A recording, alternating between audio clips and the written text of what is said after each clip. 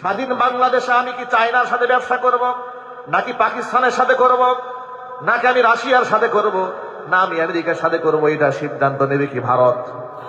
কারা নেবে? বাংলাদেশ নেবে। কথা বলেন ঠিক কিনা বলেন? আমার বাংলাদেশে কোন দেশ থেকে জাহাজ আসবে না আসবে, বেটা তুই নাক গলাবার কে? কথা বলেন ঠিক কিনা বলেন? ওদের আশকারা বেড়েছে, ওদের আশকারা দিয়েছিল স্বৈরাচারী। স্বৈরাচারী বলেছিল হাম আপকো সব দেंगे, आप हमारे ক্ষমতা में रह देंगे। ঠিক কিনা বলেন? কথাটা এমন হয়ে গেছিল যে আমরা সব দিয়ে দেবো, আপনারা শুধু আমাদেরকে ক্ষমতায় রাখেন। ওরা যেহেতু এই নরেন্দ্র মোদী যেহেতু স্বৈরাচারীকে ক্ষমতায় রাখতে পারে নাই, এর মাধ্যমে শুধু পরাজয় হাসিনার হয় নাই, নরেন্দ্র মোদীরও হয়েছে। এবং এই বাংলাদেশের মুসলমানদের গায়ে এক বিন্দু রক্ত থাকতে ভারতের সাম্রাজ্যবাদী শক্তি এই বাংলাদেশের এক বিন্দু ক্ষতি করতে পারবে না। আমরা সম্মিলিত ভাবে প্রতিবাদ করে তুলব। রাজি আছেন কিনা যুবকরা? দুহাত দেখতে চায়।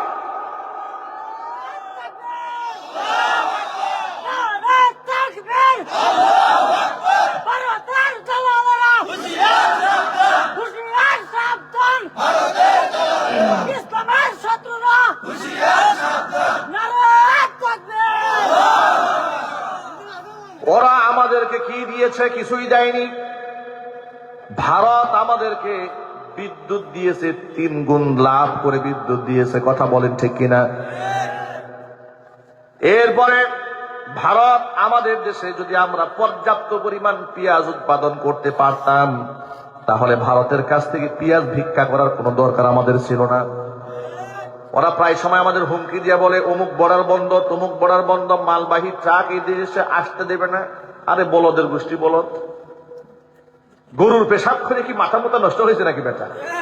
পচনশীল পেঁয়াজ যদি আমরা 1 সপ্তাহ না খাই, তোদের তো ভারতের মানুষ না খায় মরবি।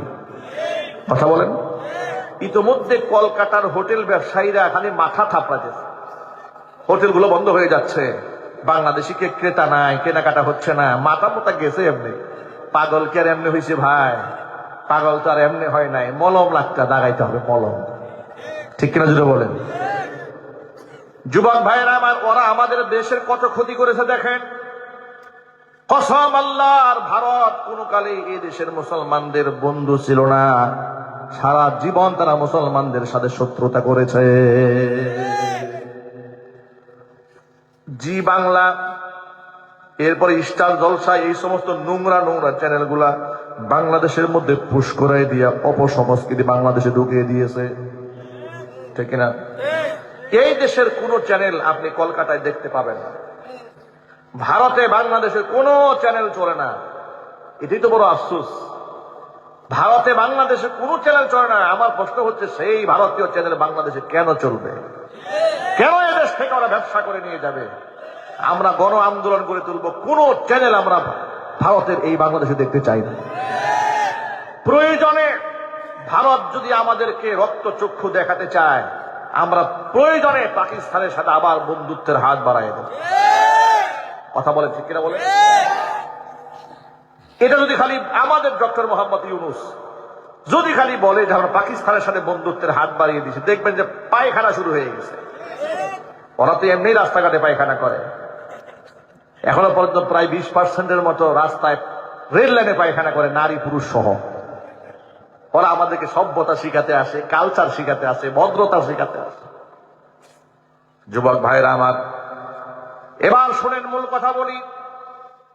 ইসলামিক একটি পূর্ণাঙ্গ জীবন ব্যবস্থা। আপনি একজন মুসলমান হিসেবে কি করবেন, কার সাথে বন্ধুত্ব করবেন, কোরআন সব বলে দিয়েছে। আবার সাথে সাথে আল্লাহ পাক এটাও বলে দিয়েছেন, খবরদার যারা নিরীহ হিন্দু, যারা তোমাদের সাথে দুশ্মনী রাখে না, আবার ওদের বাড়ি ঘর ভাঙতে যেও না।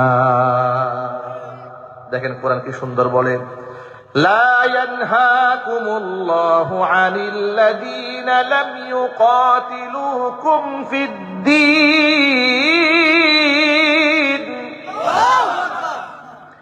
ওয়া লাম ইখরিজুকুম মিন দিয়ারিকুম আন তাবাররুহুম ওয়া তুকসিতু ইলাইহিম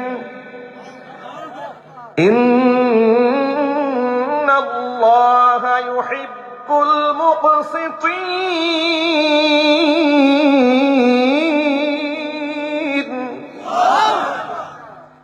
রাব্বুল আলামিন বলেন, খবরদার, লাম ইউকাতিলুকুম ফিদ্দীন, যারা তোমাদেরকে ধর্মীয় ব্যাপারে তোমাদের সাথে যুদ্ধ করে নাই, ওয়ালাম ইউখরিজুকুম মিন দিয়ারিকুম, তোমাদেরকে তোমাদের এলাকা থেকে যারা বের করে দেয় না, মানে নিরীহ অমুসলিম, আন তাবাররুহুম, তাদের সাথে ভালো ব্যবহার করতে আমি আল্লাহ তোমাদের নিষেধ করি নাই। অতুকসিতু ইলাইহিম, তাদের প্রতি ইনসাফ করতে আমি আল্লাহ নিষেধ করি নাই, বরং আমি আল্লাহ উদ্বুদ্ধ করে বলছি, ইন্নাল্লাহা ইউহিব্বুল মুকসিতিন, আমি আল্লাহ রাব্বুল আলামিন ইনসাফকারীদেরকে বড় ভালোবাসি। কাদের ব্যাপারে নিষেধ করেছি শোনো, ইন্নামা ইয়ানহাকুমুল্লাহু আনিল্লাযীনা কাতালুকুম ফিদ্দীন, ধর্মীয় ব্যাপারে যারা তোমাদের সাথে লড়াই করতে আসে তাদের সাথে বন্ধুত্ব করা যাবে না। ও আখরাজুকুম মিন দিয়ারিকুম, যারা তোমাদেরকে তোমাদের এলাকা থেকে তাড়িয়ে দিয়েছে তাদের সাথে বন্ধুত্ব রাখা যাবে না। ওয়াযাহারু আলা ইখরাজিকুম, তোমাদেরকে এলাকা থেকে তাড়িয়ে দেওয়ার ব্যাপারে যারা সহযোগিতা করেছে যে সমস্ত জালেমরা, তাদের সাথেও বন্ধুত্ব রাখা যাবে না। যদি কেউ করে, ওয়ামাইয়াতাওয়াল্লাহুম, যদি এমন কাজ করে যে মুসলমানদেরকে বাদ দিয়া অমুসলিম যারা মুসলমানের শত্রু তাদের সাথে বন্ধুত্ব যদি কেউ তৈরি করে, ফাউলাইকা হুমুজ জালিমুন, এরা হলো জালেম। কথা ঠিক কার? আরো জোরে বলেন কার?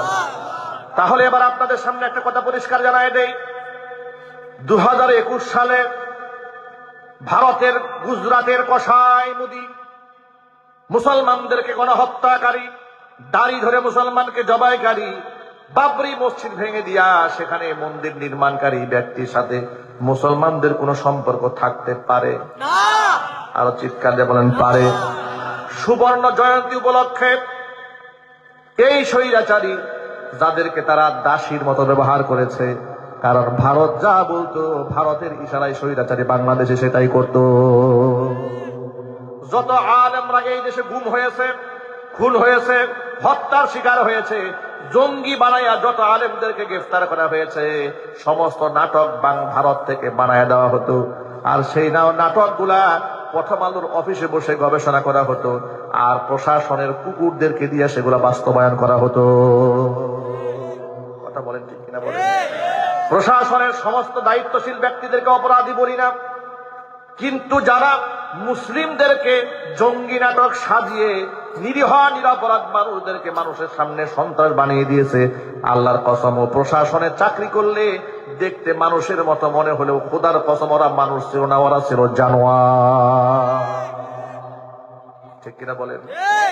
আলেমরা ওই সমস্ত ওই পরিবেশে নরেন্দ্র মোদী বাংলাদেশে আসার পর তাদেরকে লাল গালিচা সংবর্ধনা দেওয়া হবে বরদাস্ত করতে পারে নাই। মামুনুল হক সাহেব সহ বাংলাদেশের অধিকাংশ আলেমরা রাজপথে ঝাঁপিয়ে পড়েছিল যাতে করে নরেন্দ্র মোদীকে দেশে আসতে দেওয়া না হয়। এই অপরাধে মামুনুল হক সাহেব সহ বাংলাদেশের অসংখ্য আলেম, প্রায় 2600 আলেমের নামে তারা মামলা দিয়েছিল। কি অপরাধ ছিল আলেমদেরকে দুহাত করে পরিয়েছে, লোহার ডান্ডা বেরি পরিয়েছে, মাথার মধ্যে বুলেট প্রুফ হেলমেট পরিয়েছে, জ্যাকেট পরিয়েছে, এমন ভাবে আদালতে হাজির করা হতো, গরুর রশি দিয়া টেনে টেনে আনা হতো, মনে হতো যে পৃথিবীর মধ্যে সবচেয়ে বড় সন্ত্রাসী এরা। ফাঁসির কন্ডেম ছেলে আলেমদেরকে রাখা হতো, পরিবারের সাথে যোগাযোগ করতে দেওয়া হয় নাই। নিদারুণ ভাবে আলেমদেরকে এত কষ্ট ওরা দিয়েছে, ইসলামের উপর এত টর্চার করেছে ওরা, এত আঘাত করেছে। আলেমদের চোখের পানি, সাধারণ তালিবুল ইলমদের বদদুয়া, আল্লাহর ওলিদের সাথে যুদ্ধ করার কারণে তাদের বদদুয়ায় হাসিনা এবং তার নাতিপুতিরা এমন ভাবে বিদায় হয়েছে, গোটা পৃথিবীতে এমন নির্লজ্জ বিদায় পৃথিবীতে কোন সরকারের হয় নাই। শিক্ষা গ্রহণ করেন, আলেমদেরকে খবরদার কখনো দুশ্মন বানাবেন না, আলেমদেরকে বন্ধু বানায় নেন। আলেম আপনার বিপদের সঙ্গী, আলেম আপনার দুনিয়ার সঙ্গী, আলেম আপনার কবরের সঙ্গী, আলেম আপনার আখিরাতের সঙ্গী। আপনি যখন মারা যান, আলেম আপনার দায়িত্ব নিয়ে গোসলের ব্যবস্থা করে, আলেম আপনার জানাজার নামাজের ইমাম হইয়া আল্লাহর কাছে হাত তুলে। কথা বলেন ঠিক কিনা? আল্লাহুম্মা গফির লিহাইয়িনা ওয়া মাইয়িতিনা ওয়া শাহিদিনা ওয়া গায়িবিনা وصغيرنا وكبيرنا وذكرنا وأنثانا اللهم من أحييته منا فأحيه على الإسلام ومن توفيته منا فتوفه على الإيمان برحمتك يا أرحم الراحمين যে আলেম আপনার জন্য হৃদয় নিংড়ানো মোহাব্বত আর ভালোবাসা দিয়ে শেষ বিদায় আপনাকে দিয়ে দিবে, ওই আলেমদেরকে দেখা মাত্র আপনি বলেন এই হচ্ছে জঙ্গিবাদ, এটাই হলো মৌলবাদ, এটা হলো রাজাকার, এটা হলো আল বদর, এটা হলো আল শাম। এই কথাগুলো আপনি কেন বলেন? খোদার কসম, যাকে খুশি করার জন্য এগুলা বলেছেন সেই ব্যক্তি না দুনিয়াতে আপনার বিপদে কাজে আসবে, না কবরে আসবে, না মিজান ফুলসিরাতে আসবে, না পরকালে আসবে। অথচ একজন আলেম আপনাকে কবরে শোয়ানোর সময় আপনার কাজে এসেছে। কালকে আমাদের কঠিন ময়দানে আল্লাহ রাব্বুল আলামিন আলেমদেরকে বলবেন, হাদিস শরীফের মধ্যে এসেছে ইয়াশফাউ ইয়াউমাল কিয়ামাতি সালাসাতুন, তিন শ্রেণী আল্লাহর দরবারে মানুষের জন্য সুপারিশকারী হবে। এক নাম্বার হচ্ছে আল আম্বিয়া, নবীগণ আল্লাহর দরবারে মানুষের জন্য সুপারিশ করবেন। দুই নাম্বার সুম্মাল উলামা, আলেমরা আল্লাহর দরবারে মানুষের জন্য সুপারিশ করবেন। তিন নাম্বার সুম্মাস শুহাদা, শহীদগণ আল্লাহর দরবারে মানুষের জন্য সুপারিশ করবেন। জোরে বলুন সুবহানাল্লাহ। এক নাম্বার নবীগণ সুপারিশ করবেন, দুই নাম্বার আলেমরা। হাদিস শরীফের মধ্যে এসেছে অন্য একটা হাদিসে ইউকালু লিল আবিদ, সাধারণ আবেদ, সাধারণ ইবাদত গুজার বান্দাকে আল্লাহ বলবেন উদখুলুল জান্নাহ, জান্নাতে প্রবেশ করো। ওয়া ইউকালু লিল আলিমি কিফ, কিন্তু আলেমকে বলা হবে আলেম তুমি দাঁড়াও, তুমি একাকী জান্নাতে যাবে না। তোমার মধ্যে ইলমের দৌলত দান করেছিলাম একাকী জান্নাতে যাওয়ার জন্য নয়, গোটা জাতি গোষ্ঠী সহ তুমি জান্নাতে যাবে। ওয়াসফা আলিন নাস, মানুষের জন্য আজকে তুমি সুপারিশ করো, মানুষ বড় বিপদে আছে। আলেমরা কত মানুষের জন্য সুপারিশ করবেন?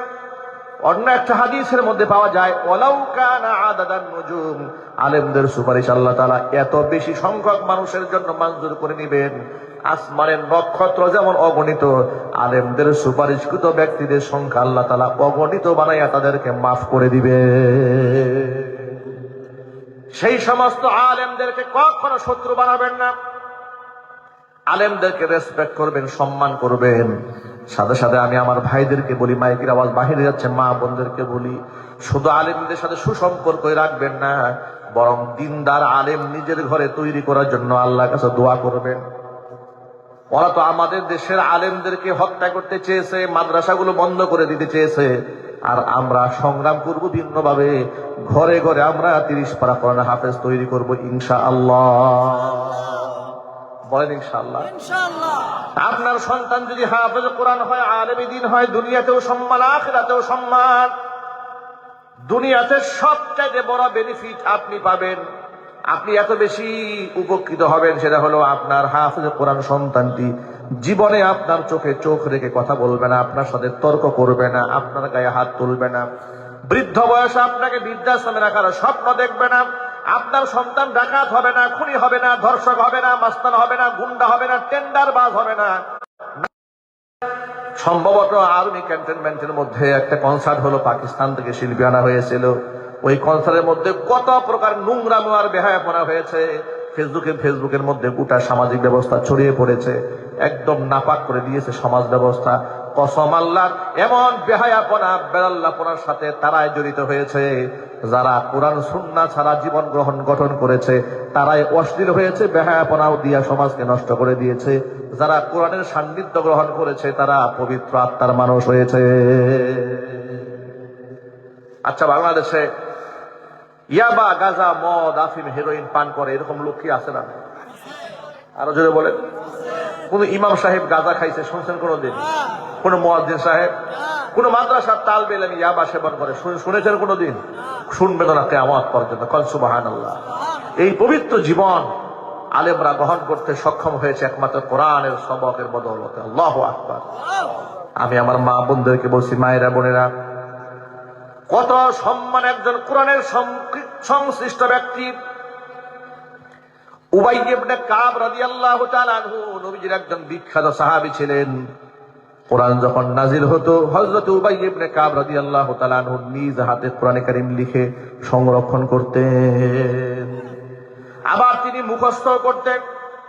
একদিন আল্লাহ নবী উবাই ইবনে কাবকে ডেকে বলছেন, উবাই আমারনি আন আকরা আলাইকা লাম ইয়াকুনিল্লাযীনা কাফারু। ও উবাই শোনো, আল্লাহ তাআলা আমাকে হুকুম করেছেন আমি যেন তোমাকে সূরা বাইয়িনা তেলাওয়াত করে শোনাই। জোরে কোন সুবহানাল্লাহ। উবাই ইবনে কাব বড় অবাক হয়ে গেলেন, অবাক বিষয় জানতে চাইলেন। আওয়াজ সাম্মানি ইয়া রাসূলুল্লাহ, ও আল্লাহর রাসূল, আল্লাহ যে আমাকে কোরআন শোনাতে বলেছে, আপনাকে হুকুম করেছে, তো আল্লাহ কি তার পবিত্র জবানে আমার নামটা উচ্চারণ করেছে নাকি? সুবহানাল্লাহ। আল্লাহ কি আমার নামটা ধরে বলেছে? নবীজি বললেন, নাম, আল্লাহ তোমার নাম ধরে বলেছে। উবাই ইবনে কাবকে কোরআন শোনা। কেন উবাই ইবনে কাবের এত সম্মান? তার কারণ একটাই, তিনি কোরআন শরীফের সাথে সংশ্লিষ্ট ছিলেন। এই কোরআনে কারীম যিনি লিখিয়ে রেখেছেন এবং তিনি কোরআন শরীফের শিক্ষক ছিলেন। জোরে কোন সুবহানাল্লাহ। আপনি যখন মারা যাব না ভাই? কথা বলেন। নাকি চিরদিন বেঁচে থাকার কোনো সুযোগ আছে? নাই। মরে তো যাবই দুনিয়া থেকে। আমরা মুসলমানরা বিশ্বাস করি কবরের মধ্যে আমাদের সওয়াল জবাব আছে, বিশ্বাস করি না? এটা আমরা দেখি নাই, কিন্তু মনে প্রাণে এতটা গভীরভাবে বিশ্বাস করি। চোখ দিয়া দেখার পরে সেটা আমাদের ভুল হতে পারে, কিন্তু কবরে বিচার হবে এটা আমরা তার থেকে বেশি বিশ্বাস করি। কবরে সওয়াল জবাব হবে বিশ্বাস করি। কিয়ামতে পুলসিরাত পাড়ি দিতে হবে এটা বিশ্বাস করি। জান্নাত আছে, জাহান্নাম আছে, কিছুই দেখি নাই, কিন্তু মনে প্রাণে বিশ্বাস করি। কিয়ামতের দিন নবী করিম সাল্লাল্লাহু আলাইহি ওয়াসাল্লামের সামনে দাঁড়াতে হবে এটাও বিশ্বাস করি।